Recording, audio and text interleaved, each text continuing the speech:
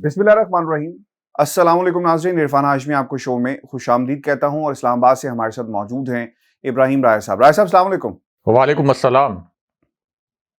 राय साहब, आज दो तीन खबरें हैं। पहली खबर सदारती निज़ाम के हवाले से, ये सेकंड फेज है, इससे पहले भी बात होती रही लेकिन दोबारा सदारती निज़ाम के हवाले से बात शुरू हो गई। पाकिस्तान का सोशल मीडिया हो, कॉलम निगार हों, उनकी तहरीरें हों, वो खुद हों, सोर्सेज हों, अपोजिशन हो, कहीं ना कहीं ये बात कही जा रही है कि मुल्क के अंदर सदारती निज़ाम शायद आ रहा है, आने वाला है, बहुत अच्छा है, इससे बेहतरीन निज़ाम नहीं होगा। और जो नाकदीन हैं वो ये कहते हैं कि शायद ये डिवीन हो जाएगी, जमहूरियत का क्या होगा।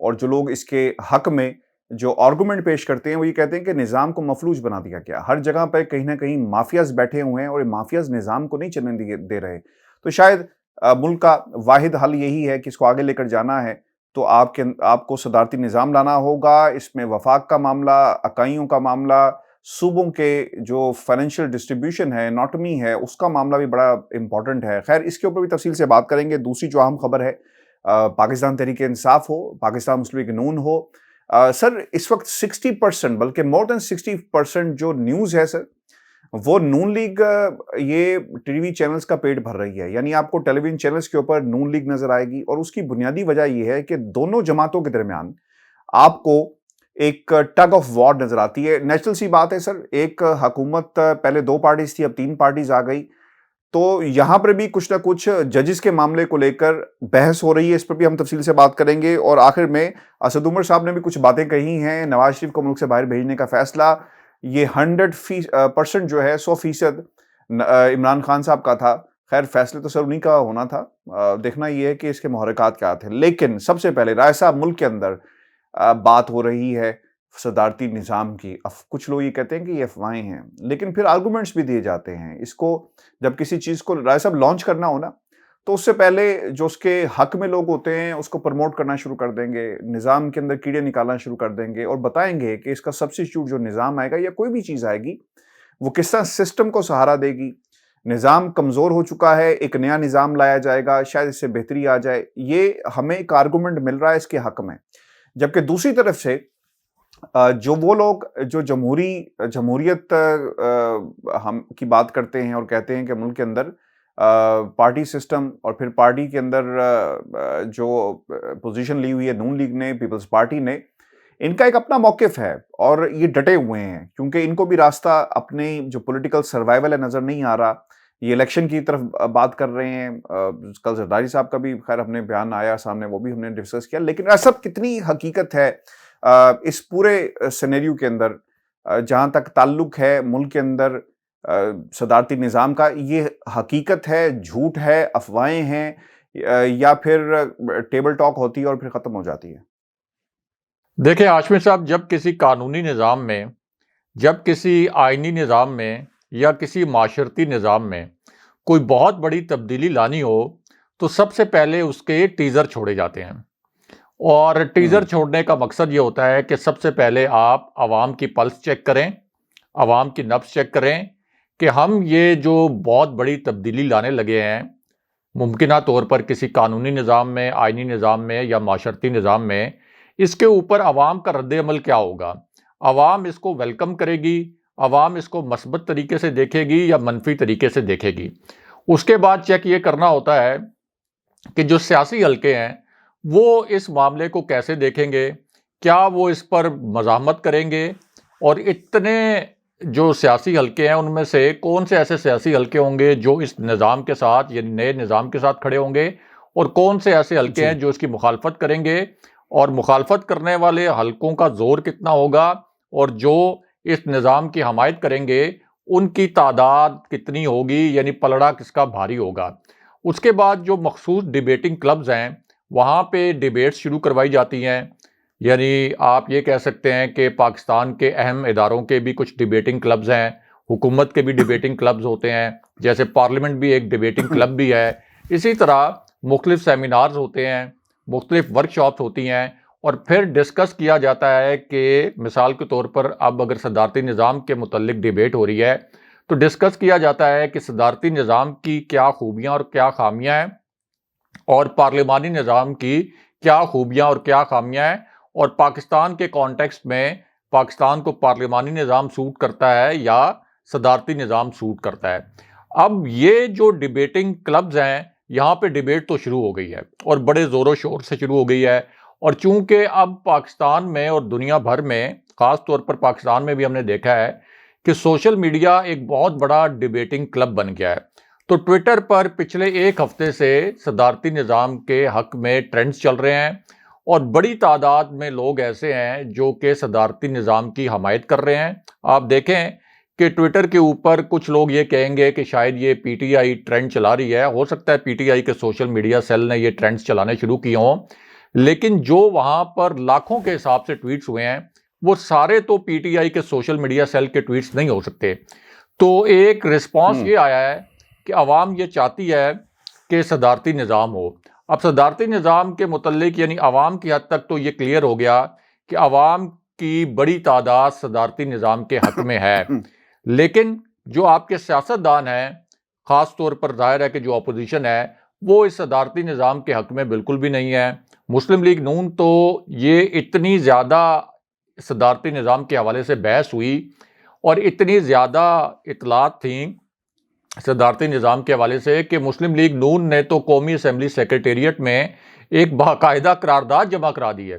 احسن اقبال نے ایک قرارداد جمع کروائی ہے اور یہ کہا ہے کہ صدارتی نظام نافذ کیا گیا تو اس سے پاکستان کا جو ایک آئینی ڈھانچہ ہے وہ تباہ ہو جائے گا، وفاق کی سالمیت کو نقصان پہنچے گا۔ تو اس سے آپ اندازہ لگا سکتے ہیں کہ یہ جو ڈیبیٹ ہے یہ کتنی سنجیدہ نوعیت کی ہے، کیونکہ مسلم لیگ نون 3 مرتبہ یہاں حکمران رہی ہے، ان کے پاس اپنی اطلاعات ہوں گی، طاقتور حلقوں سے ان کے کچھ لوگ رابطے میں بھی رہتے ہیں، تو ان کے پاس یہ اطلاعات ہوں گی کہ اس کی جانب کوئی سنجیدہ قدم اٹھایا جا سکتا ہے، اور اب پیپلز پارٹی نے بھی اس کے اوپر ریئیکٹ کرنا شروع کیا ہے۔ اب پاکستان کے کانٹیکسٹ میں صدارتی نظام کیوں بہت اہم ہے، اس کی 2-3 وجوہات ہیں۔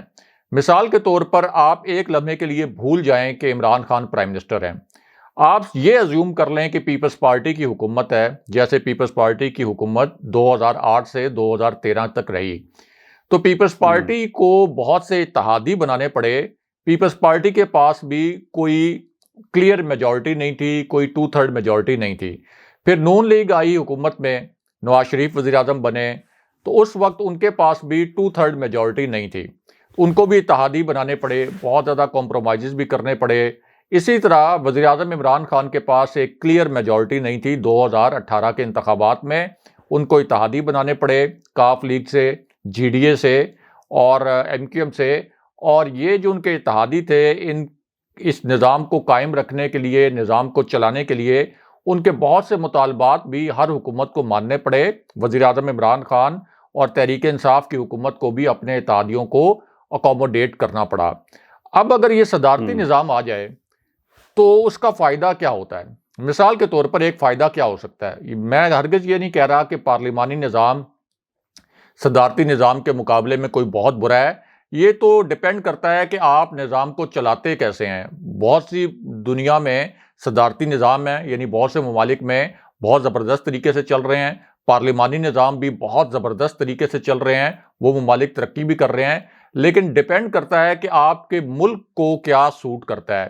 مثال کے طور پر ابھی پرائم منسٹر عمران خان، اگر یہ آئین میں گنجائش نکالی جائے کہ صدارتی نظام لانا ہے، مثال کے طور پر ایک ریفرنڈم کروایا جائے، یا آپ یہ کہیں کہ صدارتی الیکشن ہو صدارتی نظام کے لیے، تو پھر ایک prime minister Imran Khan candidate ہوں گے، ظاہر ہے تحریک انصاف کی جانب سے، مسلم لیگ نون کی جانب سے کینڈیڈیٹ سپوز ہم کرتے ہیں کہ شہباز شریف ہوں گے، اور پیپلز پارٹی کی جانب سے بلاول بھٹو ہوں گے۔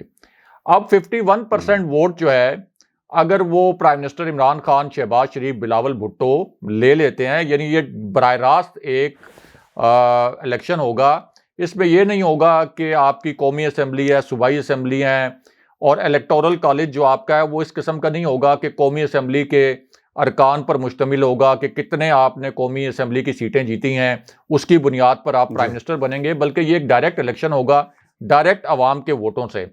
تو اس میں 51% جو ووٹ لے گا وہ ظاہر ہے کہ صدر منتخب ہو جائے گا، لیکن ہر جو ووٹ ڈلے گا وہ اس شخصیت کو ڈلے گا۔ ہاشمی صاحب، ابھی جو ہمارے ہاں پارلیمانی نظام ہے اس کے تحت جو الیکشن ہوتے ہیں وہ ظاہر ہے کہ لوکل کینڈیڈیٹ جو کھڑا ہوتا ہے کسی بھی قومی اسمبلی کی نشست سے یا صوبائی اسمبلی کی نشست سے، تو اس کا اپنا اثر و رسوخ بھی ہوتا ہے، اس کا اپنا کلاؤڈ بھی ہوتا ہے، لوکل فیکٹرز بھی بہت زیادہ ہوتے ہیں، تو وہ ووٹ اس کی پرسنالٹی کو بھی دیکھ کے پڑتا ہے، اور پھر جو اس کے اوپر ایک ٹاپ پہ لیڈر ہوتا ہے اس کو دیکھ کے بھی پڑتا ہے۔ لیکن یہاں پر تو مقابلہ براہ راست ہوگا پھر کہ عمران خان کتنے پاپولر ہیں، شہباز شریف کتنے پاپولر ہیں، اور بلاول بھٹو کتنے پاپولر ہیں، براہ راست عوام کے ووٹ سے، ڈائریکٹ ووٹنگ سے جو بھی صدر ہوگا وہ منتخب ہوگا۔ اب اس میں پھر یہ ہوگا کہ ظاہر ہے کہ ضروری نہیں ہے کہ آپ نے پھر الیکٹڈ ممبرز جو ہیں انہی کو کوئی آپ نے وزراء کے طور پر منتخب کرنا ہے۔ ایک چھوٹی سی آپ کیبنٹ بنا سکتے ہیں، ٹیکنوکریٹس بنا سکتے ہیں، آپ سیکرٹریز جو ہیں، یعنی بجائے اس کے کہ وزیر جس طرح کہلاتے ہیں، وزیر کے بجائے آپ کے جو وزراء ہوں گے وہ سیکرٹریز کہلائیں گے۔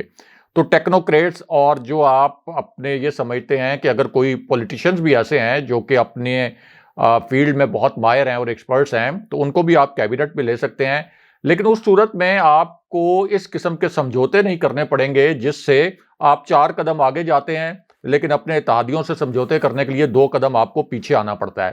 پھر آپ کے جو 3 بنیادی ستون ہیں وہ الگ الگ آزاد حیثیت میں کام کرتے ہیں، آپ کا ایگزیکٹو الگ ہو جاتا ہے، مقننہ آپ کی الگ ہو جاتی ہے، عدالتیں جو ہیں وہ الگ ہو جاتی ہیں۔ تو پاکستان کے کانٹیکسٹ میں یہ نہیں کہا جا سکتا کہ یہ نظام پاکستان کو سوٹ نہیں کرتا۔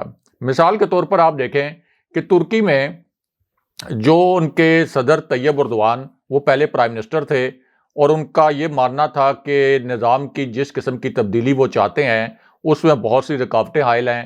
انہوں نے وہاں پہ ترامیم کی، اس کے بعد صدارتی الیکشن ہوا، وہ صدر بن گئے۔ اسی طرح ہم دیکھ رہے ہیں کہ پوری دنیا میں کئی ممالک ایسے ہیں جہاں بہت کامیابی کے ساتھ صدارتی نظام نافذ کیا گیا ہے۔ چائنا کی مثال ہمارے سامنے ہے، اگرچہ وہاں پہ کنجیشن ہے اور وہ ماڈل شاید پاکستان کے اندر پوری طرح نافذ نہ ہو سکے، لیکن ہم دیکھ رہے ہیں کہ اس ماڈل کے تحت اب تو ویسٹ بھی کہہ رہا ہے کہ ہم نے اس ماڈل پہ بڑی تنقید کی، لیکن بہرحال اس ماڈل کے تحت چین نے ترقی کی اور بے مثال ترقی کی۔ اگرچہ میں دوبارہ کہہ رہا ہوں کہ وہ ماڈل ایسا ہے کہ جس میں کنجیشن ہے، معاشرتی کنجیشن ہے، انسانی حقوق کی آزادیوں کا وہ لیول نہیں ہے جو کہ کسی جمہوری ملک میں ہونا چاہیے، لیکن بہرحال آپ کے لیے سب سے بڑی پرائورٹی جو پہلی ہوتی ہے وہ یہ ہوتی ہے کہ خوشحالی کتنی ہے۔ جب خوشحالی ہو تو پھر یہ انسانی حقوق اور یہ جو دیگر چیزیں ہیں، انسانی حقوق کا جو مطلب لیا جاتا ہے اس میں ظاہر ہے غربت بھی انسانی حقوق میں آتی ہے، پسماندگی بھی انسانی حقوق میں آتی ہے کہ آپ کو غربت اور پسماندگی بھی دور کرنی ہے۔ اگر پورا ملک ہی غریب ہو، پسماندہ ہو، 80% سے لوگ جو ہیں زیادہ وہ غریب ہوں، پسماندہ ہوں، جیسے ہی ہمارے ہاں سب کانٹیننٹ میں رہے ہیں، ساؤتھ ایشیا میں رہے ہیں، تو پھر آپ نے انسانی حقوق کا کیا کرنا ہے؟ تو پہلی تو آپ کی پرائورٹی ہوتی ہے کہ ٹھیک ہے انسانی حقوق بہت زیادہ اہم ہے، لیکن آپ کے ملک میں خوشحالی بھی ہو۔ تو اس کانٹیکسٹ میں چونکہ پرائم منسٹر عمران خان کو بھی بہت سیاسی بلیک میلنگ کا سامنا رہا ہے، پاکستان کی جتنی بھی حکومتوں کو رہی ہیں ان کو سیاسی بلیک میلنگ کا سامنا رہتا ہے، تو یہ تو سوٹ کرتا ہے پی ٹی آئی کو بھی اور ملک کو بھی۔ پھر آپ یہ دیکھیں کہ پرائم منسٹر عمران خان نے 4 سال میں اصلاحات لانے کی کوشش کی، لیکن جب تک آپ کے پاس کوئی ایسا نظام نہ ہو کہ جس کو ایک مرکزیت کے تحت چینج کیا جا سکے، تب تک آپ مکمل طور پر تبدیلی نہیں لا سکتے جس قسم کی تبدیلی آپ لانا چاہتے ہیں۔ ہم نے دیکھا ہے کہ پاکستان کے عدالتی نظام نے کس طرح سے طاقتور لوگوں کو تحفظ دیا ہے۔ ہم نے دیکھا ہے کہ شاہ رخ جتوئی جو کہ عدالت سے سزا یافتہ ہے، اس کو کس طریقے سے 7 مہینے تک جیل سے نکال کے وی آئی پی ہاسپٹل میں رکھا گیا، وہاں اس کو عیاشی کرائی گئی، وہ گھروں میں بنگلوں میں بھی جاتا رہا۔ شرجیل میمن کا کیس ہمارے سامنے ہے، آصف علی زرداری جیسے ہی گرفتاری کے دن قریب آتے ہیں بیمار ہو جاتے ہیں، ہاسپٹل میں چلے جاتے ہیں۔ عثمان مرزا کا کیس ہمارے سامنے ہے کہ دیکھیں پوری قوم نے آواز بلند کی، وہ جو متاثرہ جوڑا تھا، لیکن آخر میں 1 کروڑ روپے کے اوپر اس طرح کی ڈیل ہوئی۔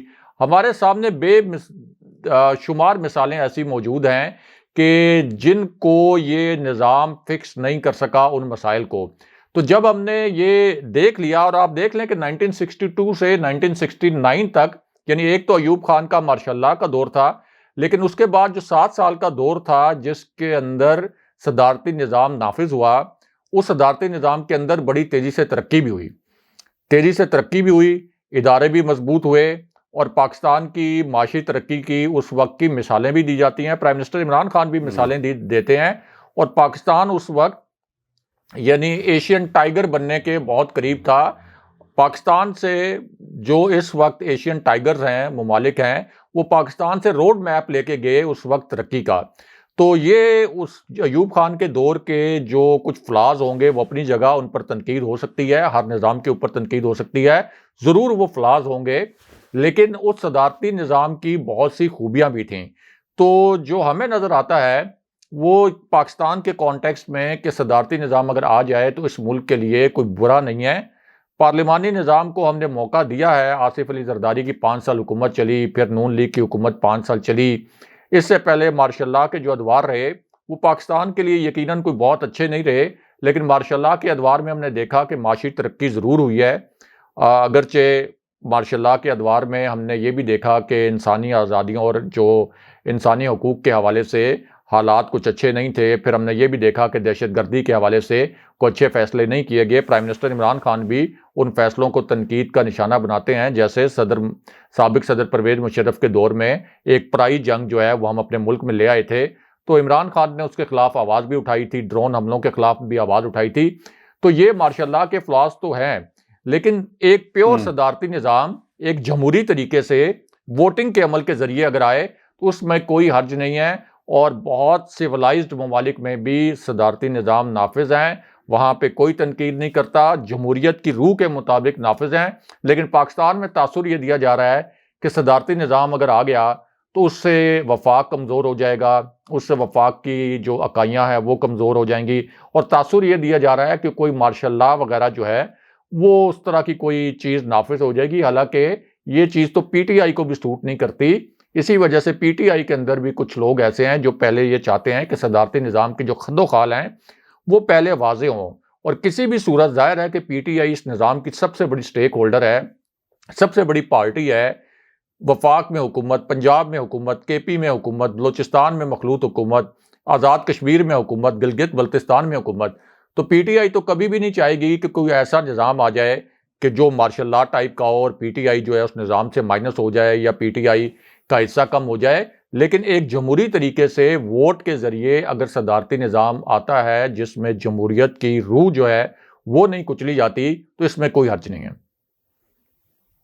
राज साहब, इसका मतलब तो ये हुआ ना कि आप को निज़ाम कॉन्टिन्यूटी चाहिए, स्टेबिलिटी चाहिए, पॉलिसीज़ को आगे बढ़ने के लिए, उनको आज़माने के लिए, फिर उनके ड्रॉबैक्स देखने के लिए।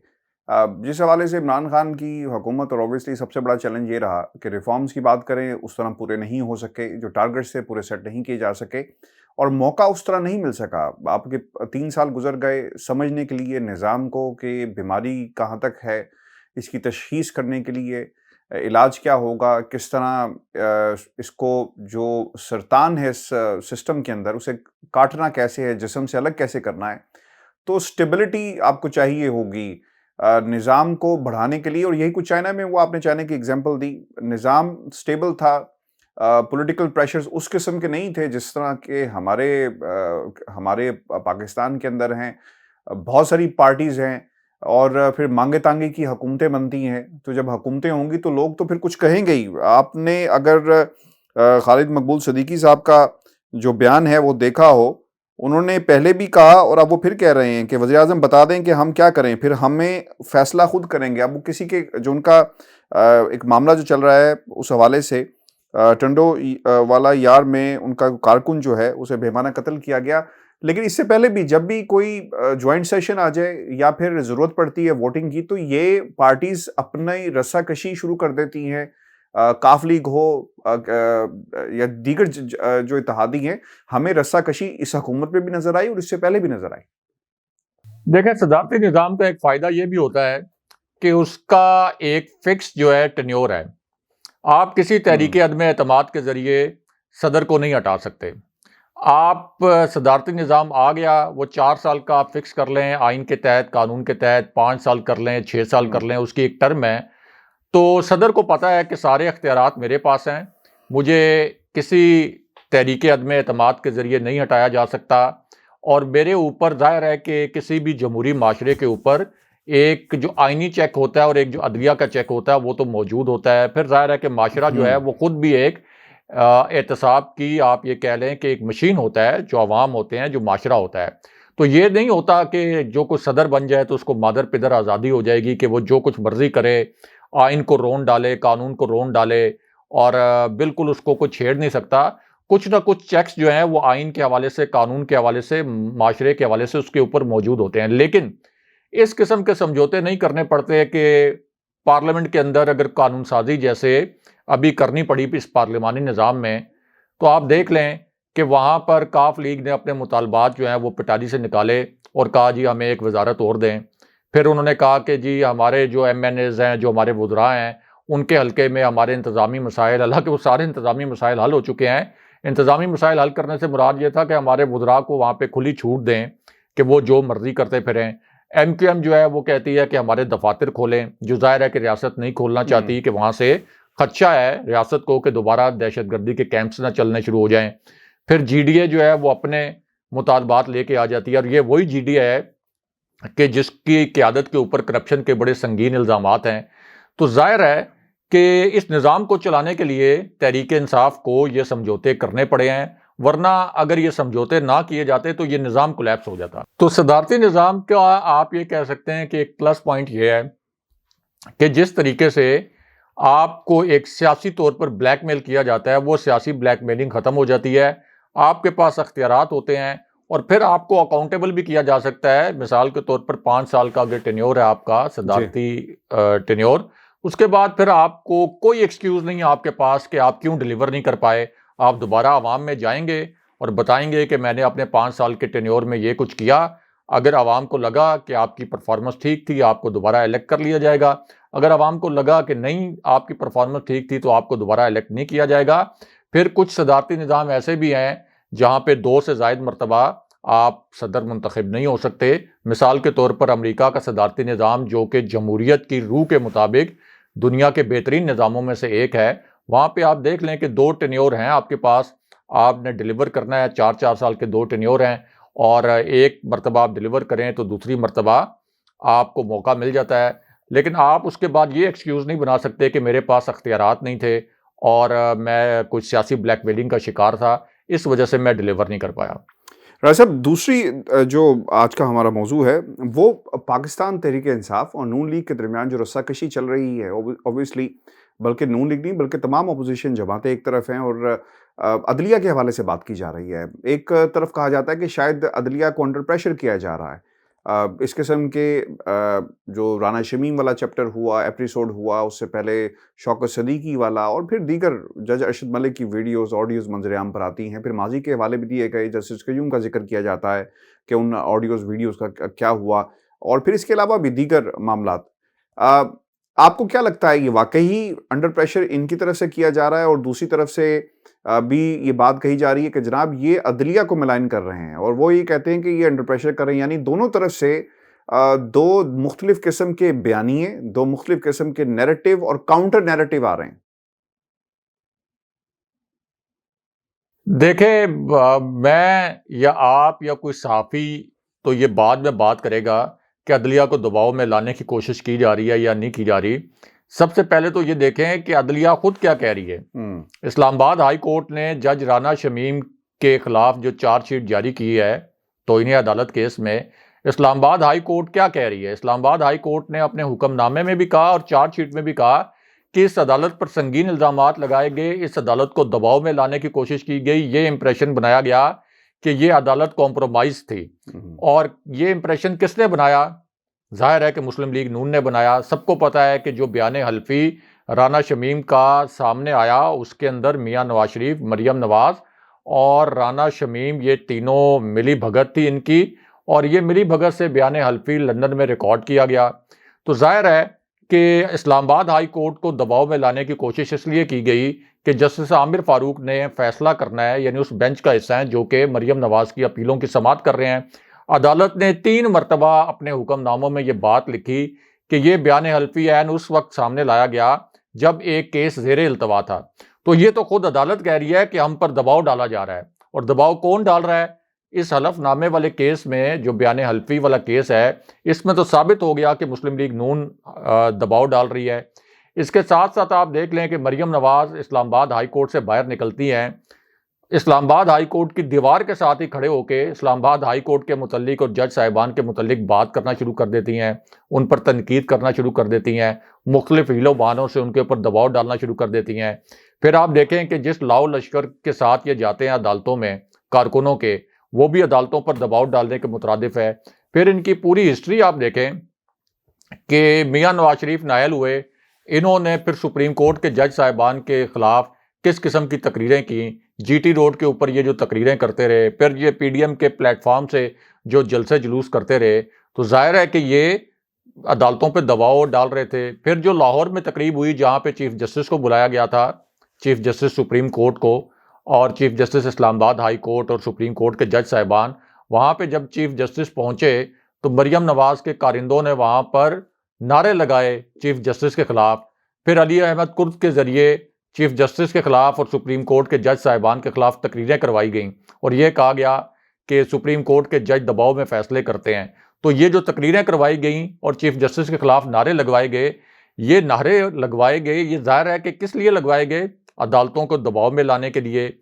یہ جو مریم نواز اپنی ٹویٹس کرتی ہیں، یہ آپ نے دیکھا ہوگا جو جج صاحبان کے متعلق اور عدالتوں کے متعلق، یہ اصل میں تو عدلیہ کو دباؤ میں لانے کی کوشش ہے۔ اس سے پہلے سپریم کورٹ پر جو حملہ ہوا تھا، جو فزیکل اٹیک ہوا تھا پاکستان کی تاریخ میں پہلی مرتبہ، جہاں سپریم کورٹ کی عمارت کی چھت پر چڑھ کر اس کی اینٹیں اکھاڑ دی گئی تھیں، تو وہ تو مسلم لیگ نون کے دور میں ہوا تھا۔ جسٹس قیوم کو فون کالز جو ہیں وہ شہباز شریف کرتے رہے کہ بھائی صاحب کہہ رہے ہیں کہ فلاں کو اتنی سزا دے دیں، فلاں کو اتنی سزا دے دیں۔ تو یہ ایک تاریخ تو رہی ہے مسلم لیگ نون کی، اور اب تو خود عدالتیں کہہ رہی ہیں کہ ہم پر دباؤ ڈالنے کی کوشش کی گئی۔ آپ پڑھ لیں ان کی جو چارج شیٹ جاری ہوئی ہے رانا شمیم کیس میں، رانا شمیم کے خلاف توہین عدالت کی، تو جب عدالتیں کہہ رہی ہیں تو اس میں تو اب کچھ کسی قسم کے شک و شبے کی گنجائش نہیں ہے کہ نون لیگ ہر قسم کا حربہ آزما رہی ہے عدالتوں کو دباؤ میں لانے کے لیے۔ بہت شکریہ صاحب۔ ویورز، یہ آج کا ہمارا شو تھا۔ اپنے کمنٹس ضرور بھیجیے گا صدارتی نظام کے حوالے سے، آپ کیا سوچتے ہیں، آپ کی کیا رائے ہے، کمنٹ سیکشن میں اس کے حوالے سے بتائیں، اور اگر آپ سمجھتے ہیں کہ اس پہ ایک اور پروگرام ہونا چاہیے، انشاءاللہ ہم ضرور کریں گے۔ آپ کی رائے کی روشنی میں اپنے کمنٹس بھیجیے گا، چینل کو سبسکرائب کرنا مت بھولیے گا۔ اجازت دیجیے، اللہ نگہبان۔ اللہ نگہبان۔